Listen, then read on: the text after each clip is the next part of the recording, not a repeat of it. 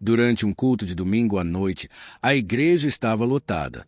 Jovens, famílias, anciãos, todos atentos à pregação, que vinha carregada de entusiasmo, mas também de um certo tom de arrogância. O pastor Elias era conhecido por seu jeito rígido e direto. Não poupava palavras quando se tratava de corrigir alguém. Era respeitado por muitos, temido por outros. E naquela noite, sem qualquer aviso, ele interrompeu a mensagem para mirar os olhos em um jovem da terceira fileira. Seu nome era André. André era calado, frequentava a igreja com os pais, mas não era muito envolvido. Sentava-se sempre com o olhar baixo, muitas vezes desenhando no boletim da igreja. Elias, incomodado com a aparente distração, ergueu a voz. Tem jovem aqui que não respeita a casa de Deus. Em vez de ouvir a palavra, fica brincando como se estivesse num parquinho. Pode levantar agora. Rapaz, dê exemplo ou se retire. A congregação silenciou. André ficou imóvel, o rosto pegando fogo de vergonha. Não disse uma palavra, apenas se levantou lentamente e saiu pela porta lateral. Os comentários vieram como flechas. Alguns diziam que foi necessário. Outros achavam que Elias passou dos limites. Mas ninguém foi atrás de André naquela noite, nem nos dias que seguiram. E assim, ele parou de ir. O banco durante um culto de domingo à noite, a igreja estava lotada. Jovens, famílias, anciãos, todos atentos à pregação, que vinha carregada de entusiasmo, mas também de um certo tom de arrogância. O pastor Elias era conhecido por seu jeito rígido e direto. Não poupava palavras quando se tratava de corrigir alguém. Era respeitado por muitos, temido por outros. E naquela noite, sem qualquer aviso, ele interrompeu a mensagem para mirar os olhos em um jovem da terceira fileira. Seu nome era André. André era calado, frequentava a igreja com os pais, mas não era muito envolvido. Sentava-se sempre com o olhar baixo, muitas vezes desenhando no boletim da igreja. Elias, incomodado com a aparente distração, ergueu a voz. Tem jovem aqui que não respeita a casa de Deus. Em vez de ouvir a palavra, fica brincando como se estivesse num parquinho. Pode levantar agora. Rapaz, dê exemplo ou se retire. A congregação silenciou. André ficou imóvel, o rosto pegando fogo de vergonha. Não disse uma palavra, apenas se levantou lentamente e saiu pela porta lateral. Os comentários vieram como flechas. Alguns diziam que foi necessário. Outros achavam que Elias passou dos limites. Mas ninguém foi atrás de André naquela noite, nem nos dias que seguiram. E assim, ele parou de ir. O banco vazio na terceira fileira virou hábito. Ninguém mais falava no nome dele. Era como se nunca tivesse existido. Mas Deus não esquece. O tempo passou. O pastor Elias seguiu sua rotina. A igreja crescia em número, mas perdia em calor. Os cultos estavam cheios, mas as orações vazias. O púlpito brilhava, mas o altar esfriava. As mensagens se tornaram repetições, frases ensaiadas, sem o fervor de antes. Elias continuava duro, como se nada tivesse acontecido, mas por dentro algo começava a murchar. Até que um dia, sem aviso, Elias sentiu o chão sair dos pés. Começou com tonturas, depois perda de memória, confusão mental. Esquecia nomes, confundia versículos, tropeçava nas palavras. Os diagnósticos eram inconclusivos. Alguns falavam em esgotamento, outros em doenças neurológicas. Foi afastado das pregações. No início, pensava que seria por pouco tempo, mas os meses viraram anos. E com o tempo, o nome que já foi autoridade virou apenas lembrança. As visitas diminuíram. Os convites cessaram. Elias, que um dia teve multidões ouvindo, agora passava as tardes em silêncio, encarando a janela. Nesse tempo, a solidão se tornou companheira.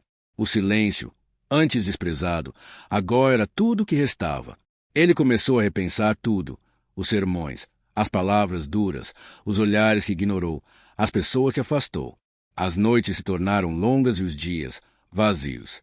Em sua mente, a cena do jovem sendo humilhado voltava com frequência. O rosto de André o perseguia nos sonhos. Era como se Deus, silenciosamente, estivesse cobrando que foi esquecido, não como castigo, mas como oportunidade de arrependimento. Foi então que a família decidiu interná-lo numa clínica de reabilitação cognitiva. Um lugar calmo, simples, longe da agitação da cidade. Ali, ele receberia os cuidados necessários. E foi nessa clínica que um novo terapeuta foi designado para acompanhá-lo. Um homem jovem, sereno, de fala mansa, que ao ver Elias, demorou alguns segundos antes de estender a mão. Bom dia, pastor Elias. Meu nome é André. Estarei cuidando do Senhor. Elias ficou em choque. Aqueles olhos, aquela voz, era o mesmo jovem que ele havia humilhado diante da igreja. O tempo o transformou. Estava mais forte, mais maduro. Mas o olhar ainda era o mesmo, sensível, firme, cheio de compaixão. Durante semanas, André o atendeu com dignidade. Nunca mencionou o passado. Tratava o pastor com respeito, mesmo quando este esquecia o próprio nome. Ajudava nas refeições, lia passagem da Bíblia, orava ao seu lado. Elias, mesmo com lapsos, sentia algo estranho naquele jovem. Uma mistura de familiaridade e arrependimento. E foi numa tarde chuvosa, enquanto liam o Salmo 51, que Elias, jamais lúcido, segurou a mão de André e chorou. Me perdoa, filho, eu falhei com você. André apenas sorriu. O Senhor não falhou comigo. Só me ensinou como não tratar as pessoas. Deus me ensinou o resto. Elias não soube o que dizer. Apenas chorou em silêncio. E naquele choro, não havia mais o homem duro do púlpito. Havia apenas um homem quebrado, pedindo perdão não só a André, mas a Deus. A recuperação foi lenta. Elias não voltou a pregar, mas passou a ouvir. Pela primeira vez, aprendeu a escutar sem interromper, a observar sem julgar, e passou a escrever cartas para pessoas que havia ferido, irmãos que ignorou, jovens que um dia corrigiu com dureza. Cada carta era uma tentativa de reconstrução. André permaneceu ao lado dele por meses, e ao longo desse tempo, eles desenvolveram um laço que ia além do passado. Tornaram-se irmãos de caminhada, um ensinando o outro, um perdoando o outro. Elias, já com a mente mais estável, voltou a frequentar cultos, mas desta vez no banco, sentado, ouvindo com humildade. André passou a pregar ocasionalmente. Simples, direto, cheio de graça, sem gritos, sem exposição, só a verdade. As pessoas da antiga congregação começaram a ouvir sobre o novo Elias, um homem mais sereno, que agora preferia abraçar do que apontar o dedo. Muitos se espantaram ao vê-lo sentado entre os membros, sem púlpito, sem destaque. E os que conheciam sua história mais de perto sabiam, aquele homem foi transformado, não por uma doença, mas pelo encontro com o amor que perdoa. Em um culto especial, Elias foi convidado a dar uma breve palavra. Subiu ao púlpito com passos lentos, mas firmes. Olhou para a congregação com olhos marejados e disse: "Hoje eu não vim ensinar, vim pedir perdão. A muitos aqui eu tratei com dureza, confundi autoridade com frieza, zelo com orgulho. Mas aprendi que a verdadeira liderança é feita com misericórdia, e que o maior sermão que um homem pode pregar é o da mudança." A igreja ficou em silêncio por alguns segundos. Depois, uma salva de palmas, não pela eloquência, mas pela humildade. E ali, muitos entenderam que não era preciso cair para ser destruído. Às vezes, Deus permite que a queda seja o início da restauração. Às vezes, Deus permite que o humilhado se levante para ensinar o que o exaltado nunca aprendeu.